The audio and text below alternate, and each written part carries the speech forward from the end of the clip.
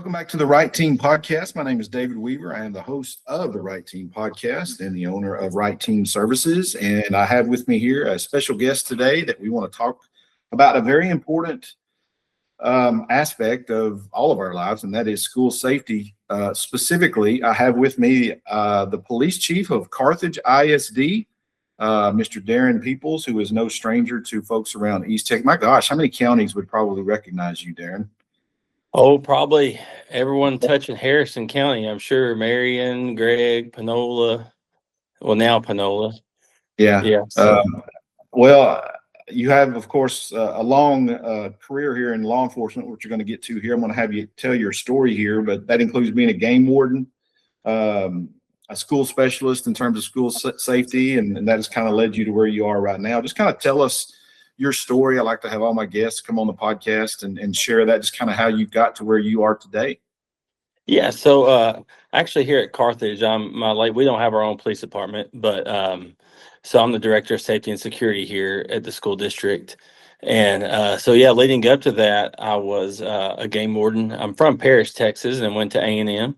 And then went to the Game Warden Academy. And outside after the Game Warden Academy, the state said, we want you to go to Harrison County, Texas. And so I had a twin brother that lived here at the time that I know that you know, David, and went to ETBU. And so it was kind of neat to be over here with him. And I had I think it was about 14 years, 15 years, I was a game warden in Harrison County, and actually absolutely had a blast. Loved being around Caddo Lake, loved getting to know everybody.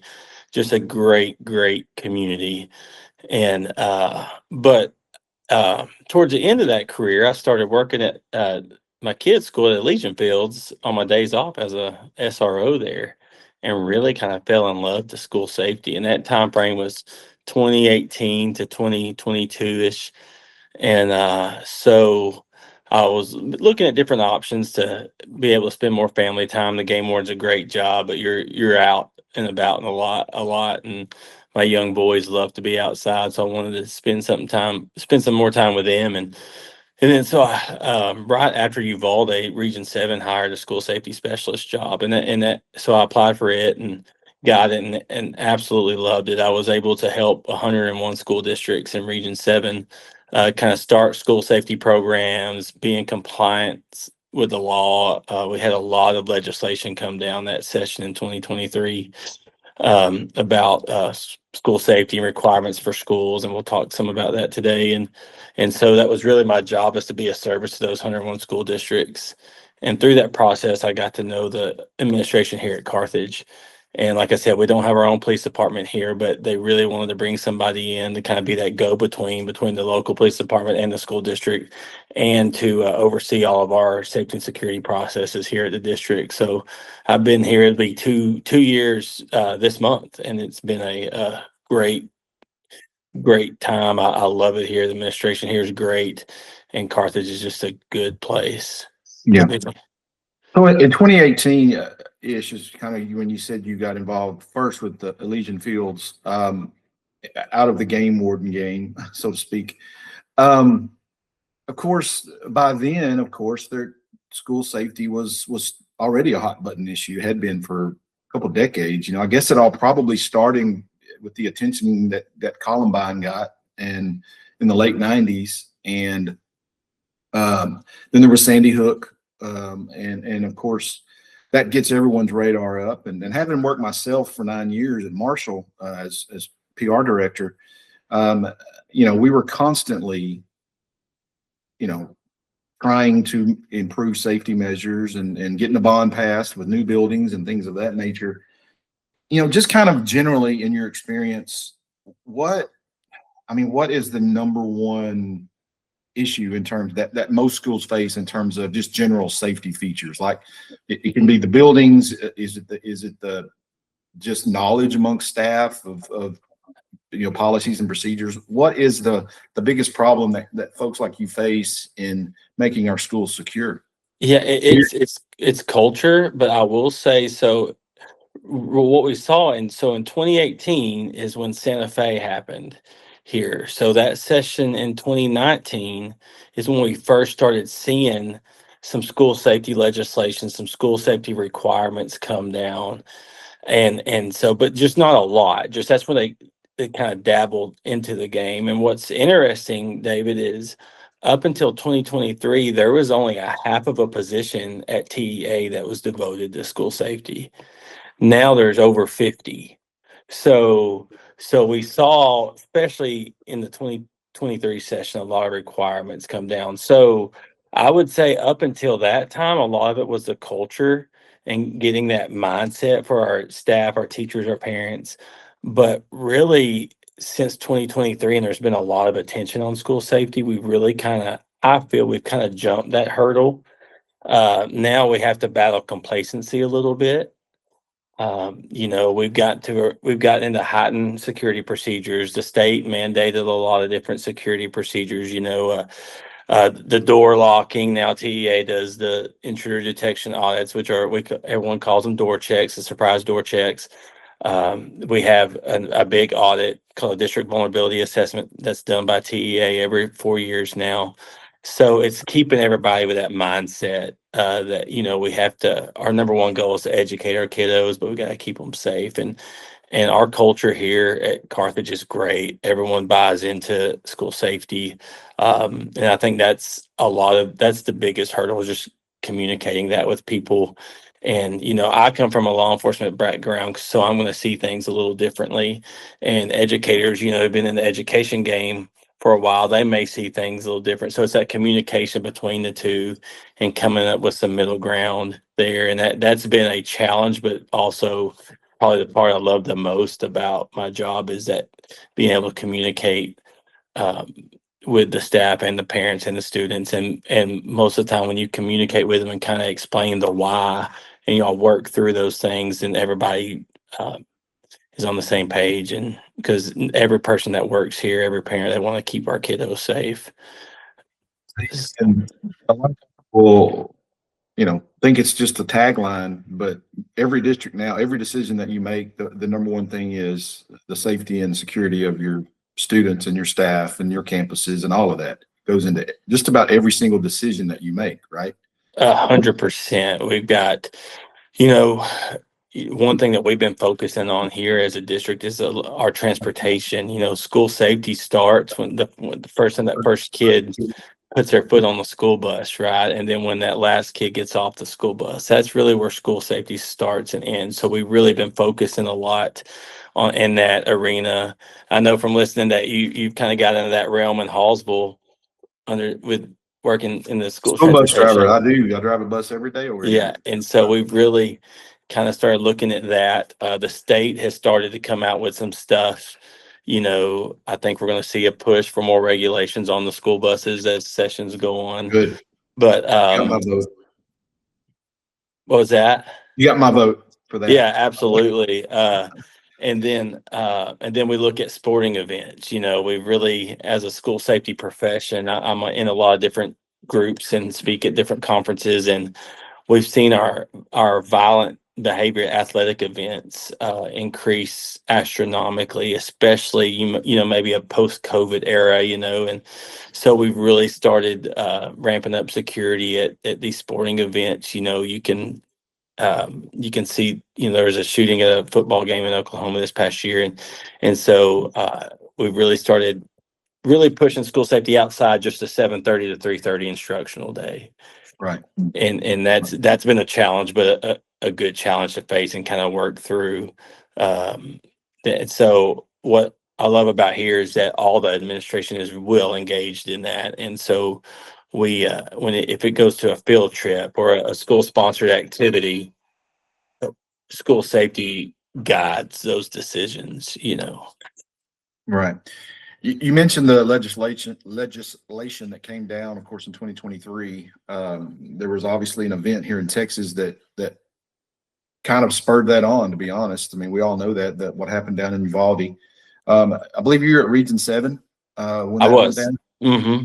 Kind of walk us through everything that went down on the ground, so to speak, that you feel led up to all of that legislation, just from your perspective there at Region 7. Yeah, so I joined Region 7 right after Uvalde. So what was interesting, so there was a session that started right after that time, and that's when we really started seeing the governor challenge TEA, challenge the Texas School Safety Center with coming up with some solutions. And so that's what we have, the school safety, Office of School Safety and Security at TEA now. And they've employed people across the whole state. And so what we really saw in that legislation is a lot of mandates and laws that targeted some specific failures that happened that day. For example, that's when our door locking became a big deal. Up until that legislation, it wasn't required that all districts kept their doors locked. Now, most of them did, but there were several, especially when you got into your rural schools, they had the front door open all day, every day. And so we saw that legislation because we all know from the reports that, that shooter made entry into the building at Uvalde with an unlocked door. And so that was kind of the first big thing we really looked at. And now we've got bullet resistant film put on all the windows and glass doors. So that was another mandate. And so there was a lot of things that was really like specific failures. One thing we really saw this past session is working on that communication with our local law enforcement and getting everybody on the same page. Now, every sheriff is required to hold 2 school safety meetings a year to where all the districts, all the stakeholders come together and we discuss just some topics that are affecting our area. So that has been a good thing, and it's really gotten everybody on the same page. Because like for here in Panola County, we're at the table with the City of Carthage Police Department, the Panola County Cutter Clinton, and the Panola County Sheriff's Office, fire departments, and it's also with Beckville schools, Gary schools, the charter schools. So we're all kind of collaborating and staying on the same page with that, which has been a good thing. And another thing we really focused on was the legislation focused on was behavior threat assessments. If we can get those kiddos off the pathway to violence before the catalyst, before an event, if we can identify those kiddos early, then we can serve them and maybe put some interventions in place to get them off that pathway. And so that's really been a big push across the state. And I would say the state as a whole has done a really good job in implementing the behavioral threat assessment process to all the school districts. And TEA has made that a consistent process across the district. So how we operate with behavior threat assessments here at Carthage is how Elysian Fields operate, is how Marshall operates. That process has become consistent. And it also requires us, if we have a kiddo here that we've done a behavior threat assessment, but he moves to Marshall next year, then Marshall will realize, okay, he's had a behavior threat assessment done. What interventions has Carthage done that we need to implement here in Marshall so that kiddo there's no gaps, That's a big deal, just the improved communication and collaboration between districts. Not just when kids move, but just in general. I just, yesterday, there was an incident up here in Harrison County over in Wascom where they had an armed individual who was being chased and being trying to be located over there. Well, EF went on to a soft lockdown. Even though it's the next door community, they knew what was going on and were able to go into that a part of the whole process of security. And nobody was under any threat. Nobody was in, but it's just, it's better to be safe than sorry. And I think you see a lot more school districts making those decisions now. And, going back to my days as a communications person in the district, those are some of the toughest times because the public doesn't understand that what goes into a situation, and the safest thing is to stay away. And that's hard to do when our kids are involved, right? Mm-hmm. How have things changed in your opinion in regards to that, in terms of the community's ability to understand and work with the school district in a time of crisis like that? Yeah, so I think school districts have done a really good job. Now you see a lot of communication, whether it's through Facebook, whether it's through other social media outlets, whether it's through parent, Elysian Fields has Parent Square. We have Apogee Rooms, the Rooms app. So we take a very proactive approach with that as well. if we have an incident, if we call an ambulance to the district for any reason, we want to communicate that with our parents so they know that everything's okay. So it's really kind of establishing that two-way communication between us as a district and our community and parents. And I think school districts as a whole have done a really good job of that the last few years. And there's been some legislation that's required certain notifications, some certain parental notifications if threats have been made and all that. So I think we're definitely headed in the right direction. And you're right, the general community a lot of times doesn't realize the domino effect of those decisions, and so they really got to be looked at holistically, when we make those decisions. And another thing, a lot of times, and for a lot of our kiddos, and I know you'll echo this, but the safest place they could be is in our buildings and That's right. under our roofs. And Right. so we take Especially that with all the measures that are now in place in those buildings. absolutely, and we take those decisions very seriously. And we know, even when you start looking at like what we've dealt with in the last few weeks with the severe weather, we have to make those decisions saying, yes, do we have certain road issues? Do we have travel issues? Yes. But we also know that in our buildings, those kids will get hot meals, they'll get warmth, and so we really have to look at it as a whole and look at all those decisions holistically. Um, and districts have done a really good job of communicating, and we've, Region 7 and all that have done great job networking. I mean, there's probably not a day that goes by that I'm not talking to a safety director or a school chief of police at Elysian Fields or Kilgore, or we're all communicating very well. Uh, and it's gotten everybody on the same page. And there's been a lot of education and stuff to our superintendents, where they know what we see as school safety professionals and have brought them into the conversations a lot, and make those decisions together. So the state has done a really good job of really kind of getting everybody in Texas on the same page the last few years, Yeah. school safety wise. Yeah, it really is it has to be a community effort. And I mean, let's be honest, sometimes in the past, it hasn't been a collaborative community effort in many ways. And the good thing to see is that, unfortunately, since the tragedy that happened down in Uvalde, you can kind of sense that folks are kind of getting back to that a little bit, Yeah. and working together.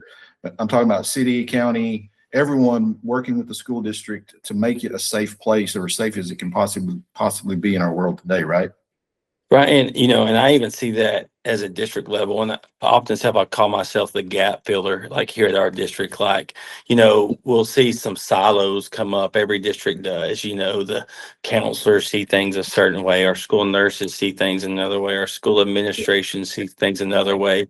And so I think breaking down those silos and just having that communication has been great. And that's another requirement the state has done, is every school has a school safety and security committee. But what it does is it allows all those different avenues or those different arms of the school district to communicate together about what's going on and what solutions there are. And we've really, one area we've really brought into that the last couple years would be our special education area, and I think that's something that we've done a really good job of, is including our special education folks in our school safety preparedness and preparations and response. And so I'm really excited about where we're going as a whole. But in the school safety in Texas, I think we're really kind of leading the way. It took a little bit, and obviously that tragedy in Uvalde, but it really got the ship pointed in the right direction,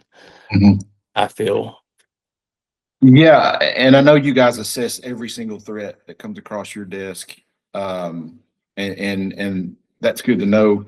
Unfortunately, over the years, we see a lot of these as hoaxes and folks thinking it's a joke. I know probably 20 years ago, it didn't seem like that big a deal, but nowadays, and I know I'm just kind of sending this out as a warning from someone who's been there. And I know you can agree with me on this, that this is not anything funny when you do things like that. I mean, the school districts are going to prosecute you and they're going to find you, and you will be prosecuted to the fullest extent of the law. And I think sometimes we forget that, particularly a lot of kids, right? I mean, a lot of these things that come across or that look at it's just a harmless prank. It's really not a prank, right? No, and we've seen a real big uptick in that in the last couple of years, what we call swatting.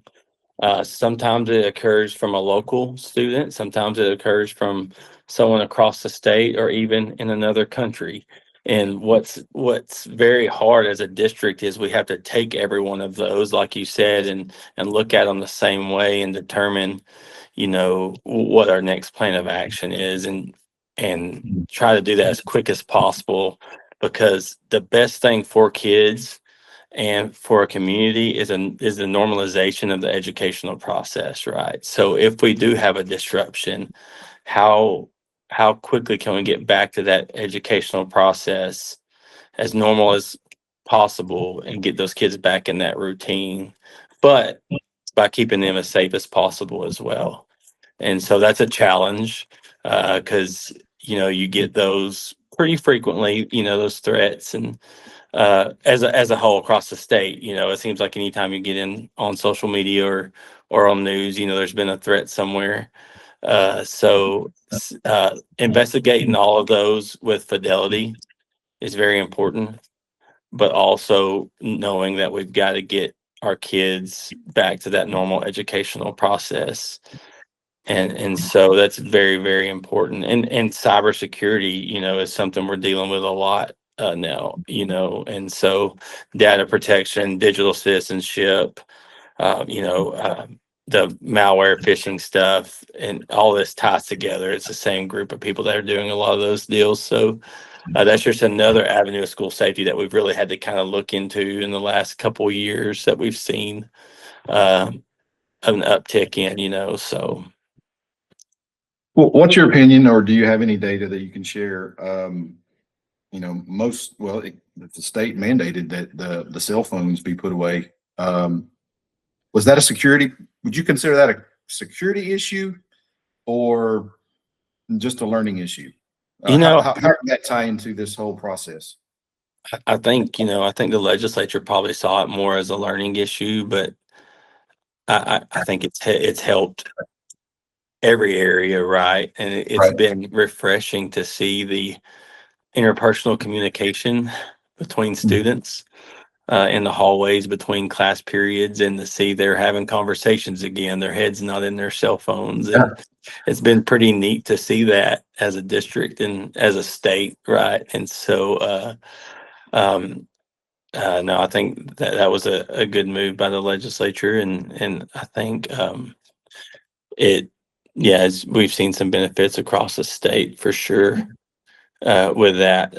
Not really sure what their initial end game was with that, but I think it has benefits in the learning environment and in the safety environment as Right. well. Right. And Well, and again, we all understand the world that we live in, and schools are a target. Churches are a target, right? It is what it is. And the good thing to know about that is that we have now our eyes are opened, and the legislature is helping us. As I said, the community itself is coming again and kind of rallying around their schools and making them safer. And here's the reality of it all, having been on both sides of it. Folks, 50 years ago, the school buildings and things like that were built 50, 60 years ago did not have these issues. And it is a real thing when the state says you have to have doors that lock, or you have to have security vestibules and things of that nature.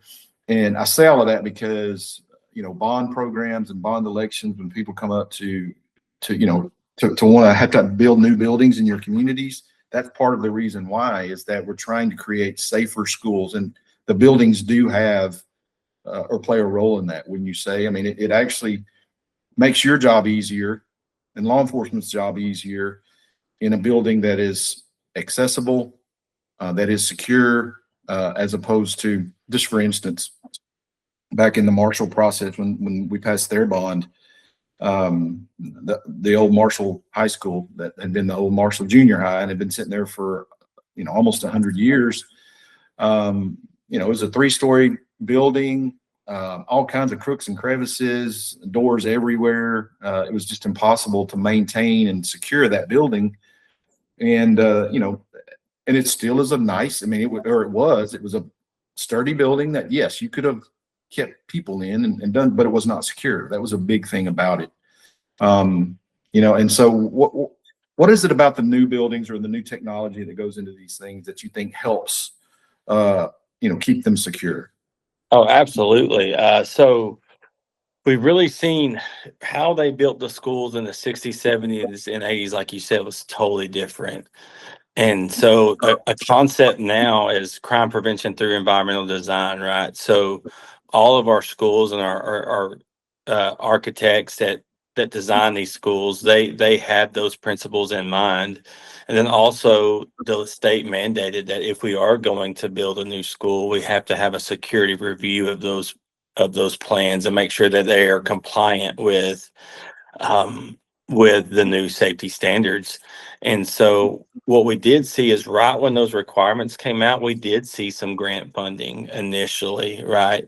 But then now 2 years, 3 years later, that grant funding is gone.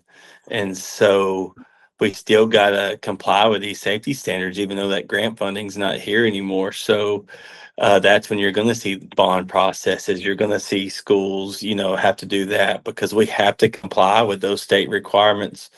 But some of our buildings, You have to pay for that, you have right? to pay for it, right? And it's expensive. But what's more, an adage that I use a lot that I got from a dear friend of mine when we used to instruct some classes together, Dr. Paul Thompson, is, right now your truck is more than likely locked wherever it may be. Because why? Because you have valuables inside it.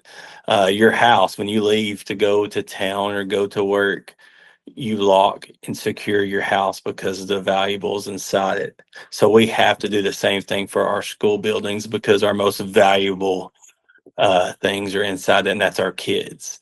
We have to keep those our doors in our schools secure, just like we do our vehicles in our houses, because the most valuable things are in our school building, and that's our children.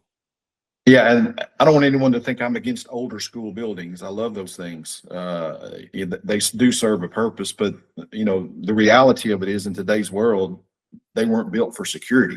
They were built for convenience. They were built for the times in which they were constructed, and it's different times now, right? And I get a, I don't want to say I get a kick out of this, because I don't. It's not that, but I'm amazed when I hear people argue against things like that, and want to say we're using security as an excuse to get money, which really is not the case.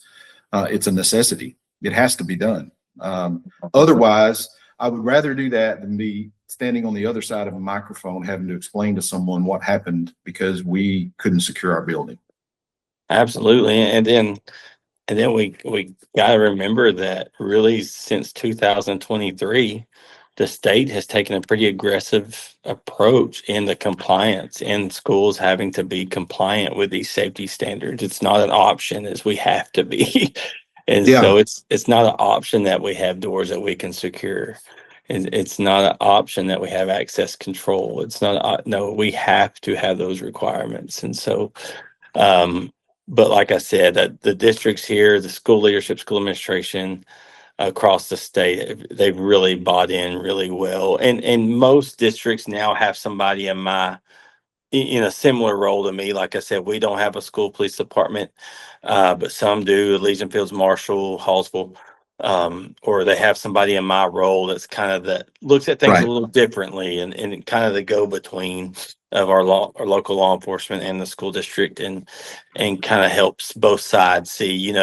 We talk about helping the school district see things a certain way, but we can also go back, our law enforcement, they're not in these schools every day either. So it's really good to have someone that kind of bridges that gap and explains to them the educational process. And so that's been a uniquely fun challenge, in this role, in my role at Region 7.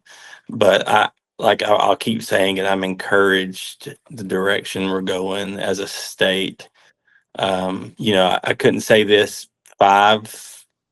8 years ago, but I can say now Texas is really, I feel we're really towards the top of some of our school safety requirements. But on the flip side, bad things are going to happen. So when I have trainings with our teachers and all that, we focus on prevention, but we also focus on mitigation. How can we control the results? How can we do our best, to minimize any type of damage? And so prevention's huge, but also mitigation is a very big thing as well. And school climate is huge.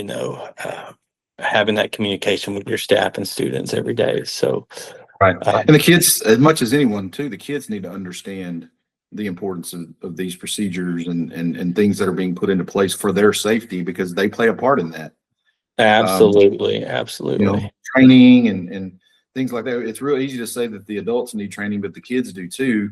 And I kind of go back to, my experience this year as a school bus driver. I'm not telling you to sit down in your seat to be quiet necessarily. I'm telling you because you need to be able to hear what I'm telling you and what you need to do potentially, right? It's a safety thing for everyone. And that kind of extends into the school. Kids need to know what they need to do in the event that they need to know when they need to do it, right? Yeah, And you mentioned something earlier too about the bullet resistant glass, right? And that made me think of the reality of a school situation where it's really all about time. It's about buying time for officers. absolutely. It's about buying time for the law enforcement to arrive. Those are why you have things like bullet resistant glass rather than bulletproof glass, which is way more expensive. That's why you have security vestibules rather than, we don't call them safety vestibules because they're technically not safe. It's just meant to provide more time for law enforcement to come and do their thing. Absolutely. And that's what we saw with our silent panic alert technology that all schools have to have now. Now, whether it's Raptor or Crisis Go or whatever panic alert technology your district uses, what that done, instead of having to get to a phone or whatever, now your staff members have access to initiating an emergency and alerting everybody at their fingertips. And that's just another level of saying, let's um, increase that time so the cavalry can get there, Right. and do what they need to do. And so we take our, drill. You kind of went into it with the kids a little bit, but we test all those processes here as a district when we do our drills. We're not just checking boxes. We really are testing our processes here.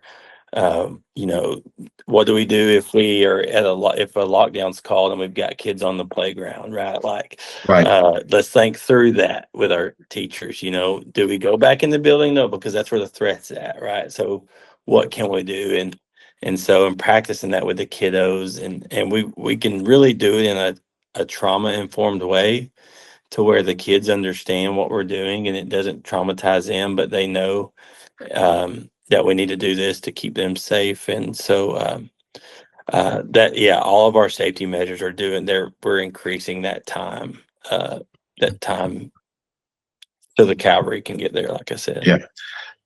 The last question here, but do you feel better, obviously, about the climate and the situation that we're in terms of school safety than you did, say, 5 years ago?